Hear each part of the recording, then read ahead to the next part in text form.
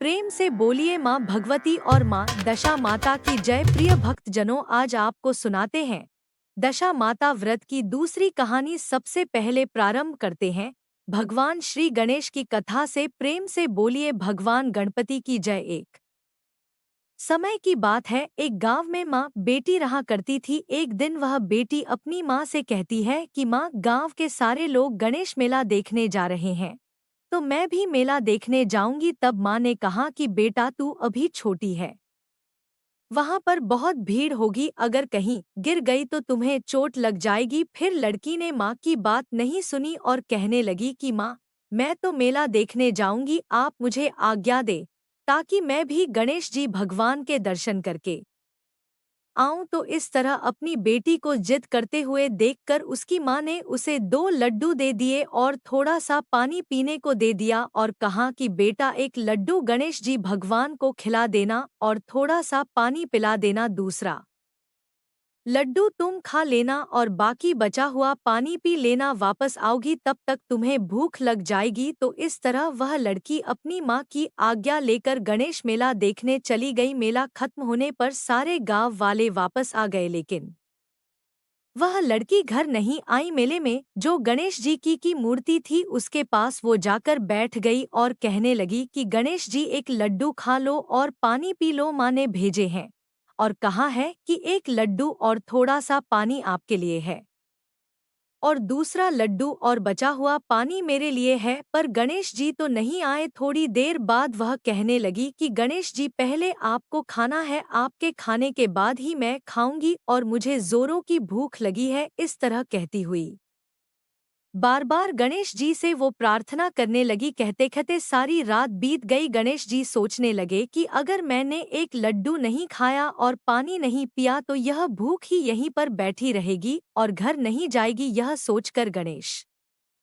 जी एक लड़के का वेश बनाकर वहां पर आए और कहने लगे कि लाओ मेरा लड्डू और थोड़ा सा पानी। तो उसने कहा, मैं कैसे मान कि तुम गणेश जी भगवान हो। तो गणेश जी भगवान उसके भोलेपन से बहुत ही खुश हुए और अपने असली रूप में आ गए। यह देखकर वह लड़की बहुत ही खुश हुई और भगवान को प्रणाम करके उसने लड्डू और पानी का भोग लगा दिया। तो भगवान ने लड्डू खाया और पानी पीकर उस लड़की से कहा कि बेटा, मैं तेरी सच्ची भक्ति से बहुत प्रसन्न हूँ, मांगो तुम क्या मांगती हो। तो वह लड़की मन ही मन सोचने लगी कि क्या मांगू, अन्न मांगू या धन मांगू या अपने लिए अच्छा सा वर मांगू, खेत मांगू या महल मांगू। वह तो मन में सोच ही रही थी कि गणेश जी तो उसके मन की बात जान गए और कहने लगे कि बेटा, तुम अपने घर जाओ, जो तुमने मन में सोचा है वह सब कुछ तुम्हें मिल जाएगा। यह सुनकर वह लड़की बहुत खुश हुई और जल्दी जल्दी अपने घर को चली गई और सोचने लगी कि माँ को डोट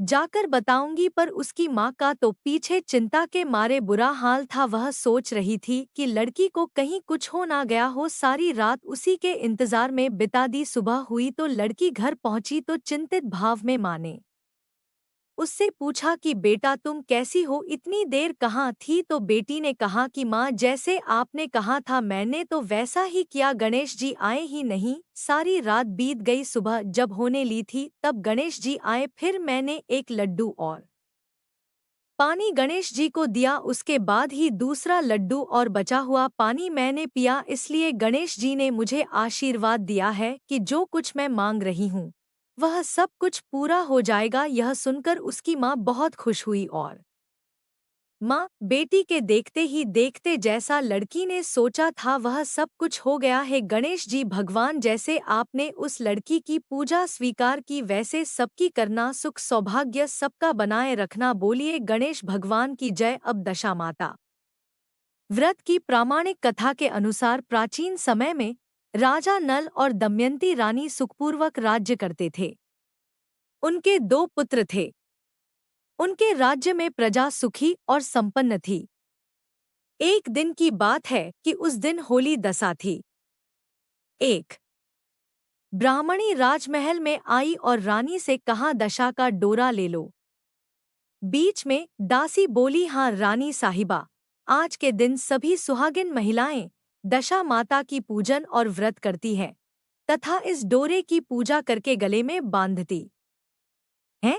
जिससे अपने घर में सुख समृद्धि आती है। अतः रानी ने ब्राह्मणी से डोरा ले लिया और विधि अनुसार पूजन करके गले में बांध दिया।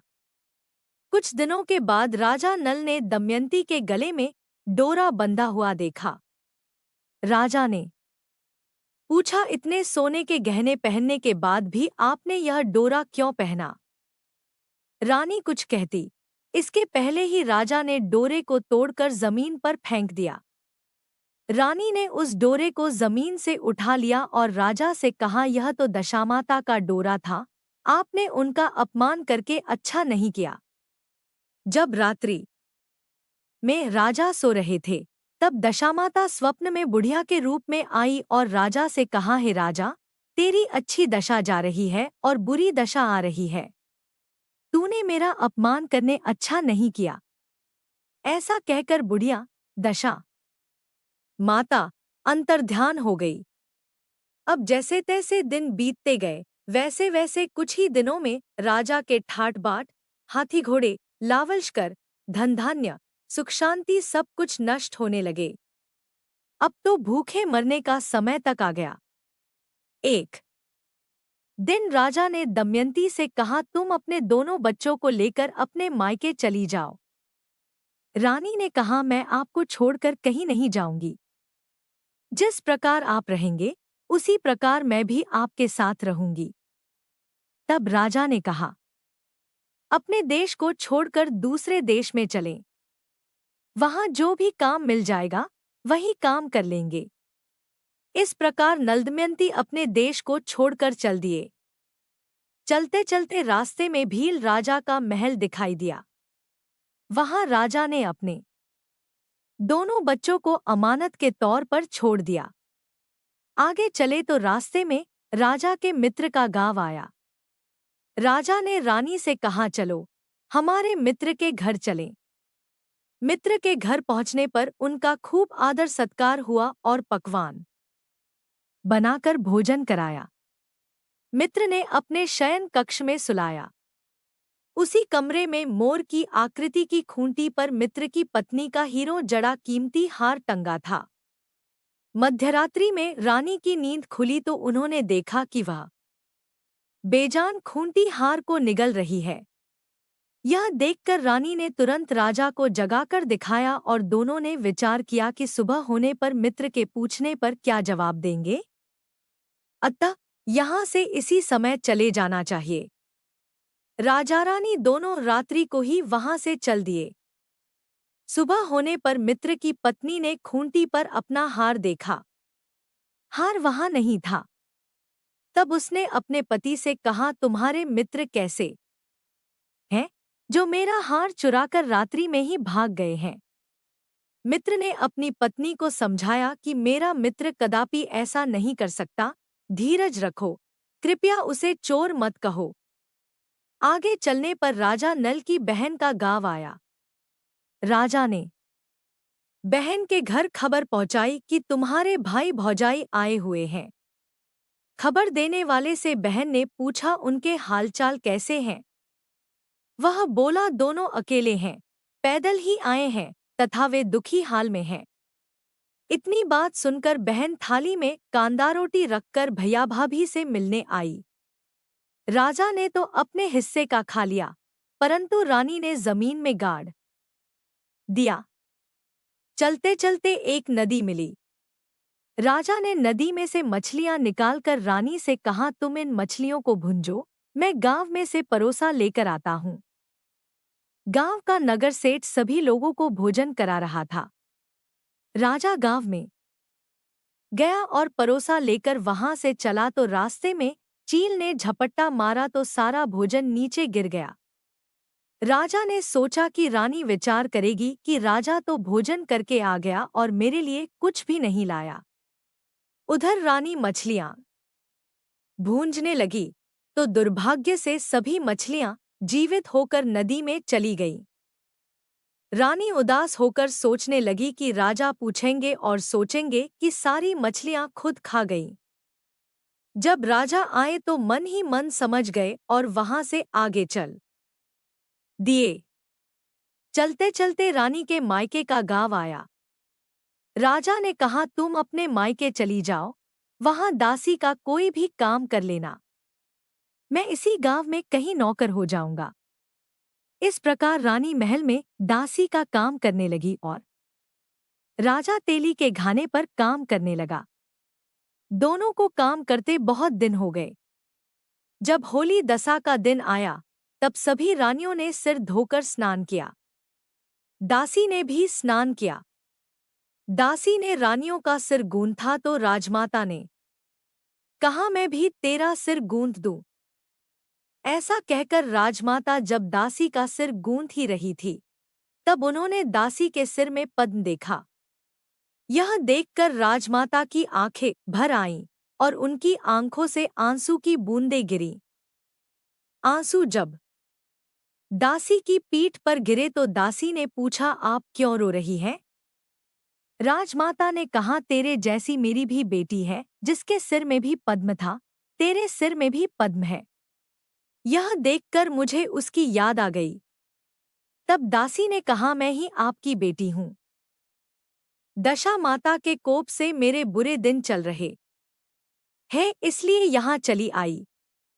माता ने कहा, बेटी, तूने यह बात हमसे क्यों छिपाई? दासी ने कहा, मां, मैं सब कुछ बता देती तो मेरे बुरे दिन नहीं कटते। आज मैं दशा माता का व्रत करूंगी तथा उनसे गलती की क्षमा याचना करूंगी। अब तो राजमाता ने बेटी से पूछा, हमारे जमाई राजा कहाँ हैं? बेटी बोली, वे इसी गांव में किसी तेली के घर काम कर रहे हैं। अब गांव में उनकी खोज कराई गई और उन्हें महल में लेकर आए। जमाई राजा को स्नान कराया, नए वस्त्र पहनाए और पकवान बनवाकर उन्हें भोजन कराया गया। अब दशामाता के आशीर्वाद से राजा नल और दमयंती के अच्छे दिन लौट आए। कुछ दिन वहीं बिताने के बाद अपने राज्य जाने को कहा। दमयंती के पिता ने खूब सारा धन, लावलश्कर, हाथी घोड़े आदि देकर बेटी जमाई को विदा किया। रास्ते में वही जगह आई जहां रानी में मछलियों को भूना था और राजा के हाथ से चील के झपट्टा मारने से भोजन जमीन पर आ गिरा था। तब राजा ने कहा, तुमने सोचा होगा कि मैंने अकेले भोजन कर लिया होगा, परंतु चील ने झपट्टा मारकर गिरा दिया था। अब रानी ने कहा, आपने सोचा होगा कि मैंने मछलियां भूनकर अकेले खा ली होंगी, परंतु वे तो जीवित होकर नदी में चली गई थी। चलते चलते अब राजा की बहन का गांव आया। राजा ने बहन के यहाँ खबर भेजी। खबर देने वाले से पूछा कि उनके हालचाल कैसे हैं। उसने बताया कि वे बहुत अच्छी दशा में हैं। उनके साथ हाथी घोड़े लावलश्कर हैं। यह सुनकर राजा की बहन मोतियों की थाल सजाकर लाई। तभी दमयंती ने धरती माता से प्रार्थना की और कहा, मां, आज मेरी अमानत मुझे वापस दे दो। यह कहकर उस जगह को खोदा जहां कांदा रोटी गाड़ दिया था। खोदने पर रोटी तो सोने की और कांदा चांदी का हो गया। ये दोनों चीजें बहन की थाली में डाल दी और आगे चलने की तैयारी करने लगे। वहां से चलकर राजा अपने मित्र के घर पहुंचे। मित्र ने उनका पहले के समान ही खूब आदर सत्कार और सम्मान किया। रात्रि विश्राम के लिए उन्हें उसी शयन कक्ष में सुलाया। मोरनी वाली खूंटी के हार निगल जाने वाली बात से नींद नहीं आई। आधी रात के समय वही मोरनी वाली खूंटी हार उगलने लगी तो राजा ने अपने मित्र को जगाया तथा रानी ने मित्र की पत्नी को जगाकर दिखाया। आपका हार तो इसने निगल लिया था। आपने सोचा होगा कि हार हमने चुराया है। दूसरे दिन प्रातः काल नित्य कर्म से निपटकर वहां से वे चल दिए। वे भील राजा के यहाँ पहुंचे और अपने पुत्रों को मांगा तो भील राजा ने देने से मना कर दिया। गांव के लोगों ने उन बच्चों को वापस दिलाया। नलदमयंती अपने बच्चों को लेकर अपनी राजधानी के निकट पहुंचे तो नगरवासियों ने लावलश्कर के साथ उन्हें आते हुए देखा। सभी ने बहुत प्रसन्न होकर उनका स्वागत किया तथा गाजे बाजे के साथ उन्हें महल पहुंचाया। राजा का पहले जैसा ठाट बाट हो गया। राजा नल दमयंती पर दशा माता ने पहले कोप किया, ऐसी किसी पर मत करना, और बाद में जैसी कृपा करी वैसी सब पर करना। दशा माता की दूसरी कहानी राजा की दो रानियों की कहानी। एक राजा थे। दशामाता व्रत की प्रामाणिक कथा के अनुसार प्राचीन समय में राजा नल और दमयंती रानी सुखपूर्वक राज्य करते थे। उनके दो पुत्र थे। उनके राज्य में प्रजा सुखी और संपन्न थी। एक दिन की बात है कि उस दिन होली दशा थी। एक ब्राह्मणी राजमहल में आई और रानी से कहा, दशा का डोरा ले लो। बीच में दासी बोली, हाँ रानी साहिबा, आज के दिन सभी सुहागिन महिलाएं दशा माता की पूजन और व्रत करती है तथा इस डोरे की पूजा करके गले में बांधती हैं, जिससे अपने घर में सुख समृद्धि आती है। अतः रानी ने ब्राह्मणी से डोरा ले लिया और विधि अनुसार पूजन करके गले में बांध दिया। कुछ दिनों के बाद राजा नल ने दमयंती के गले में डोरा बंधा हुआ देखा। राजा ने पूछा, इतने सोने के गहने पहनने के बाद भी आपने यह डोरा क्यों पहना? रानी कुछ कहती, इसके पहले ही राजा ने डोरे को तोड़कर जमीन पर फेंक दिया। रानी ने उस डोरे को जमीन से उठा लिया और राजा से कहा, यह तो दशामाता का डोरा था, आपने उनका अपमान करके अच्छा नहीं किया। जब रात्रि में राजा सो रहे थे, तब दशामाता स्वप्न में बुढ़िया के रूप में आई और राजा से कहा, हे राजा, तेरी अच्छी दशा जा रही है और बुरी दशा आ रही है। तूने मेरा अपमान करने अच्छा नहीं किया। ऐसा कहकर बुढ़िया दशा माता अंतर्ध्यान हो गई। अब जैसे तैसे दिन बीतते गए, वैसे वैसे कुछ ही दिनों में राजा के ठाट बाट, हाथी घोड़े, लावलश्कर, धन धान्य, सुख शांति सब कुछ नष्ट होने लगे। अब तो भूखे मरने का समय तक आ गया। एक दिन राजा ने दमयंती से कहा, तुम अपने दोनों बच्चों को लेकर अपने मायके चली जाओ। रानी ने कहा, मैं आपको छोड़कर कहीं नहीं जाऊंगी। जिस प्रकार आप रहेंगे उसी प्रकार मैं भी आपके साथ रहूंगी। तब राजा ने कहा, अपने देश को छोड़कर दूसरे देश में चलें। वहां जो भी काम मिल जाएगा वही काम कर लेंगे। इस प्रकार नल दमयंती अपने देश को छोड़कर चल दिए। चलते चलते रास्ते में भील राजा का महल दिखाई दिया। वहां राजा ने अपने दोनों बच्चों को अमानत के तौर पर छोड़ दिया। आगे चले तो रास्ते में राजा के मित्र का गांव आया। राजा ने रानी से कहा, चलो हमारे मित्र के घर चलें।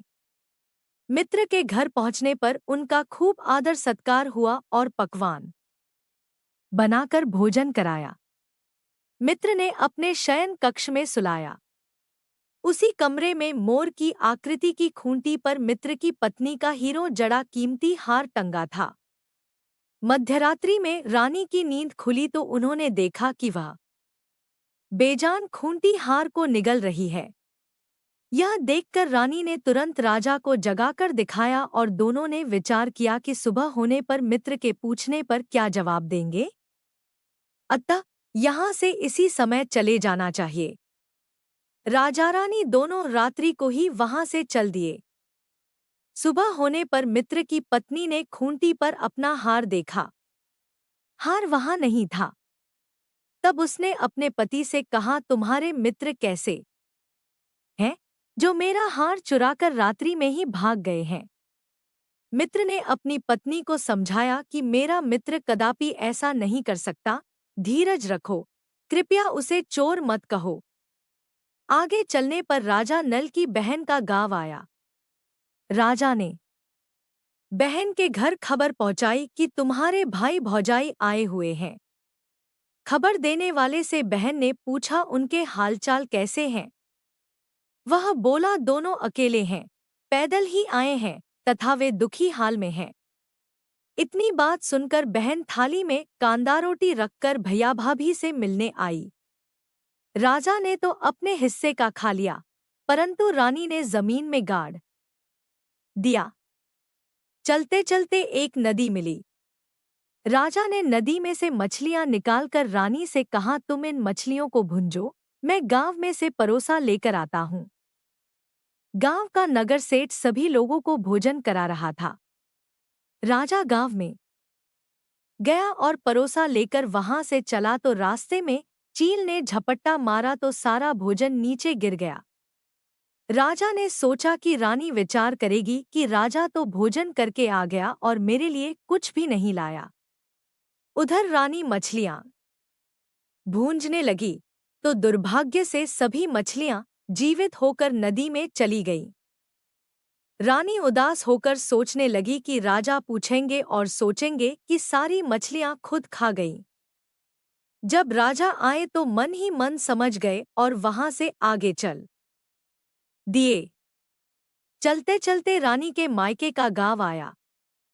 राजा ने कहा, तुम अपने मायके चली जाओ, वहां दासी का कोई भी काम कर लेना, मैं इसी गांव में कहीं नौकर हो जाऊंगा। इस प्रकार रानी महल में दासी का काम करने लगी और राजा तेली के घाने पर काम करने लगा। दोनों को काम करते बहुत दिन हो गए। जब होली दशा का दिन आया तब सभी रानियों ने सिर धोकर स्नान किया। दासी ने भी स्नान किया। दासी ने रानियों का सिर गूंथा तो राजमाता ने कहा, मैं भी तेरा सिर गूंथ दूं। ऐसा कहकर राजमाता जब दासी का सिर गूंथ ही रही थी तब उन्होंने दासी के सिर में पद्म देखा। यह देखकर राजमाता की आंखें भर आईं और उनकी आंखों से आंसू की बूंदें गिरीं। आंसू जब दासी की पीठ पर गिरे तो दासी ने पूछा, आप क्यों रो रही हैं?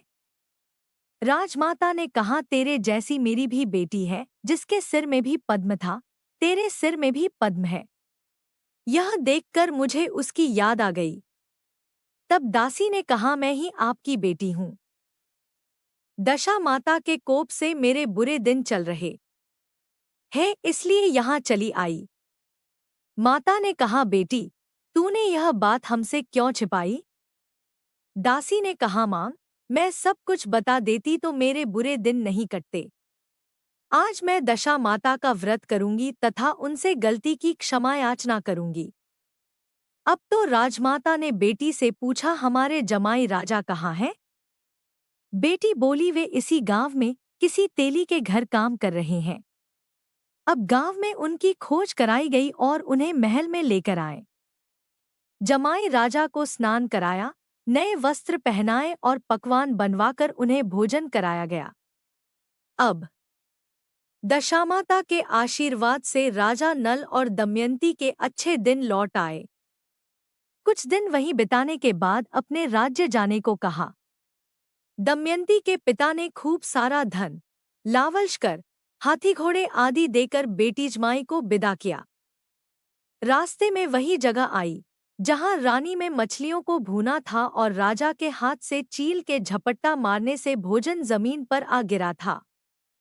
तब राजा ने कहा, तुमने सोचा होगा कि मैंने अकेले भोजन कर लिया होगा, परंतु चील ने झपट्टा मारकर गिरा दिया था।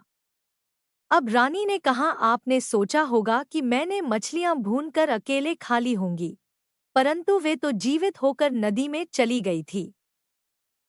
चलते चलते अब राजा की बहन का गांव आया। राजा ने बहन के यहाँ खबर भेजी। खबर देने वाले से पूछा कि उनके हालचाल कैसे हैं। उसने बताया कि वे बहुत अच्छी दशा में हैं। उनके साथ हाथी घोड़े लावलश्कर हैं। यह सुनकर राजा की बहन मोतियों की थाल सजाकर लाई। तभी दमयंती ने धरती माता से प्रार्थना की और कहा, माँ, आज मेरी अमानत मुझे वापस दे दो। यह कहकर उस जगह को खोदा जहां कांदा रोटी गाड़ दिया था। खोदने पर रोटी तो सोने की और कांदा चांदी का हो गया। ये दोनों चीजें बहन की थाली में डाल दी और आगे चलने की तैयारी करने लगे। वहां से चलकर राजा अपने मित्र के घर पहुंचे। मित्र ने उनका पहले के समान ही खूब आदर सत्कार और सम्मान किया। रात्रि विश्राम के लिए उन्हें उसी शयन कक्ष में सुलाया।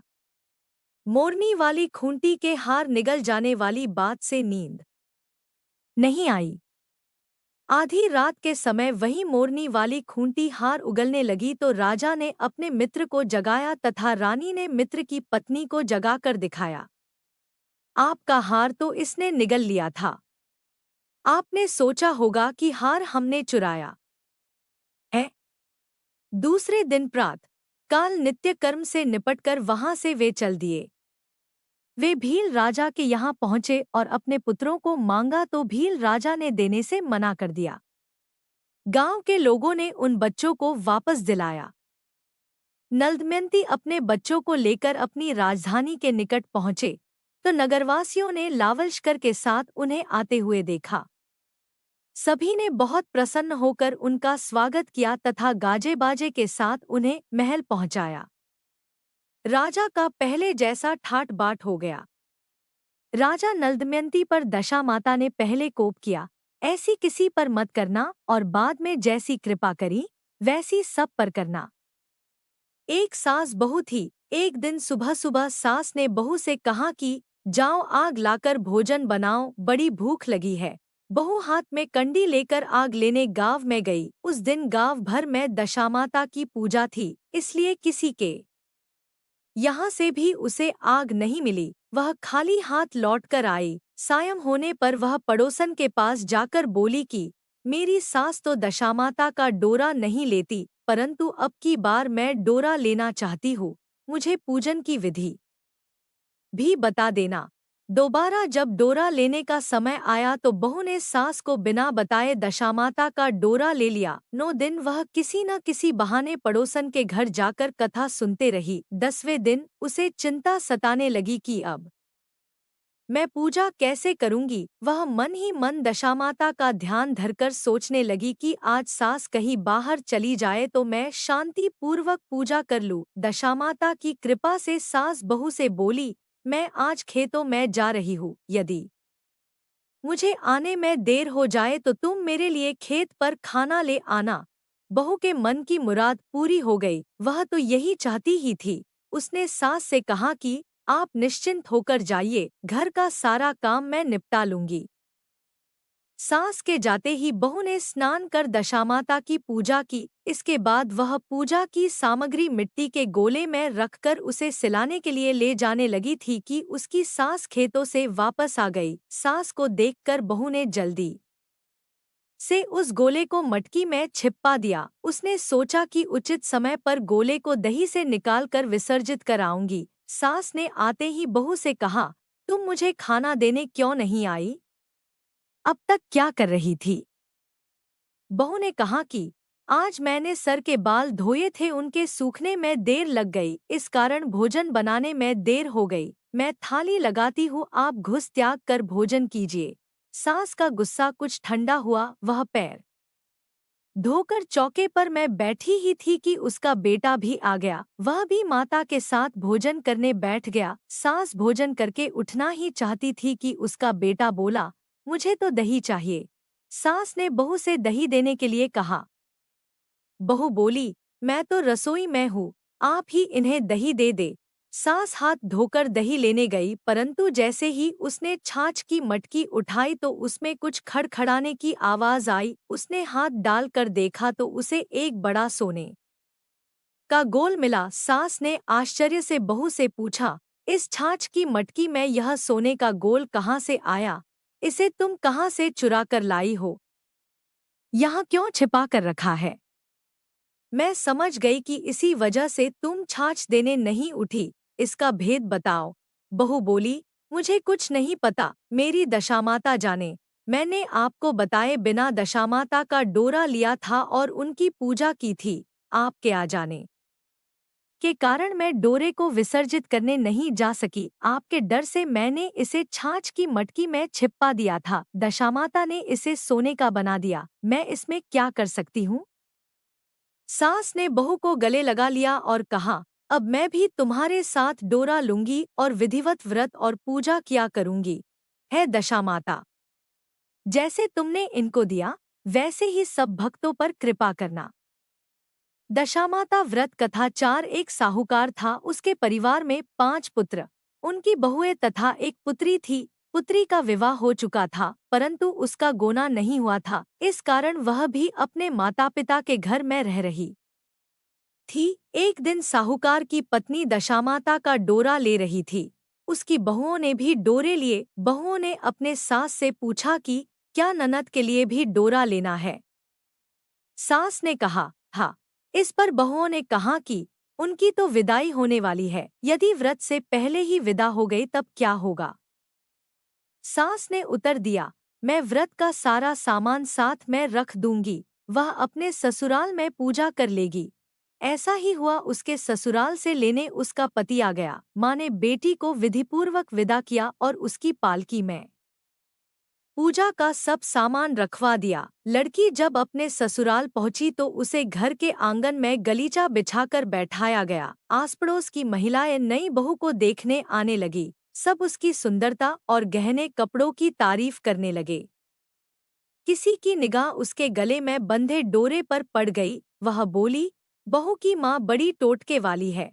सबकी निगाहें उसकी बात सुनकर उसके गले में पड़े डोरे पर पड़ी। सभी स्त्रियां डोरे के बारे में अपनी अपनी राय प्रकट करने लगी। शाम को सास, ननद, देवरानी, जेठानी, घर की सभी स्त्रियां भी उसी डोरे की चर्चा करने लगी। सब डोरे की निंदा कर रही थी। सुबह से शाम तक डोरे के बारे सुनते सुनते बहू का दिमाग खराब हो गया। उसने डोरे को गले से उतार कर जलती हुई आग में डाल दिया। डोरे के जलते ही सारे घर में आग लग गई। घर में रखा सब धन धान जल गया। सब आदमी अपने प्राण बचाकर घर से बाहर भागे। अब घर में केवल नई बहू और उसका पति रह गया। बाकी सब भाग गए थे। घर का सारा सामान जल गया था। घर में अब न खाने को अन्न था और न ही पहनने के लिए वस्त्र बचे थे। इसलिए दोनों पति पत्नी गांव छोड़कर रोजगार खोजने चल दिए। चलते चलते वे उसी गांव में पहुंच गए जहां की वह लड़की थी। लड़की ने अपने पति से कहा, तुम यहाँ भाड़ झोंको और मैं भी कोई काम ढूंढती हूँ। पत्नी का कहना मानकर वह भाड़ झोंकने लगा और वह स्वयं एक कुएं पर जाकर बैठ गई। उस कुएं पर सारे गांव की स्त्रियां पानी भरने आया करती थी। उस लड़की की भाभियां उस कुएं पर पानी भरने आई, परंतु उन्होंने अपनी ननद को नहीं पहचाना। वे उससे बोली, तुम तो किसी भले घर की लड़की मालूम होती हो। कुछ काम करना चाहती हो तो बोलो। लड़की बोली, काम तो करूंगी परंतु कोई नीच काम नहीं करूंगी।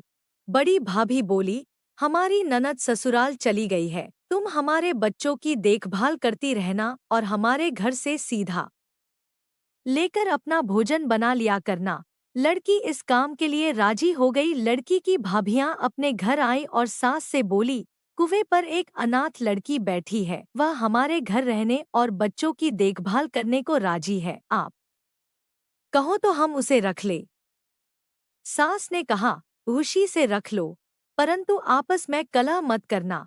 सब बहुएं राजी हो गई। वे वापस कुएं पर आई और उसे घर ले आई। वह अपने भतीजे और भतीजियों की देखभाल करने लगी और अपना जीवन निर्वाह करने लगी। एक दिन दशामाता का डोरा लेने का अवसर आया। सास के कहने पर सब बहुओं ने डोरा लिया। बहुओं ने सास से पूछा कि क्या इस लड़की के लिए भी डोरा लेना है। सास ने कहा हाँ। बहुओं ने कहा, इसी प्रकार आपने ननद जी के लिए भी डोरा ले लिया था, परंतु पूजा से पहले ही उनकी विदाई हो गई। अब इस लड़की को डोरा दिलाना चाहती हो, यदि यह पूजा से पहले चली गई तो क्या होगा। सास बोली, तुम्हारी ननद ने अपने घर जाकर पूजा की होगी। यह लड़की पूजा होने तक इसी घर में रहेगी तो अपने आप पूजा में शामिल हो जाएगी और यदि कहीं चली गई तो वह पर ही पूजा कर लेगी। सर्वसम्मति से लड़की ने भी दशामाता को डोरा ले लिया। 9 दिन तक वह दशामाता की कहानी तथा व्रत पूजन में शामिल होती रही। 10वें दिन लड़की की माता बहुओं ने सर से स्नान किया और घर में चौका लगाया तथा पूजन की तैयारी करने लगी। लड़की बहुओं से बोली, यदि कोई पुराना कपड़ा मिल जाए तो मैं भी स्नान कर लूं। बहुओं ने अपनी सास से पूछकर अपनी ननद की साड़ी उस लड़की को दे दी। अपनी पुरानी साड़ी लेकर वह स्नान करने गई। उसने सर से स्नान करके साड़ी पहनी और घर आ गई। घर पर पूजा आरंभ हो गई। वह जैसे ही पूजा के पास आकर बैठी तो बहुओं ने कहा, यह तो हमारी ननद जैसी लग रही है।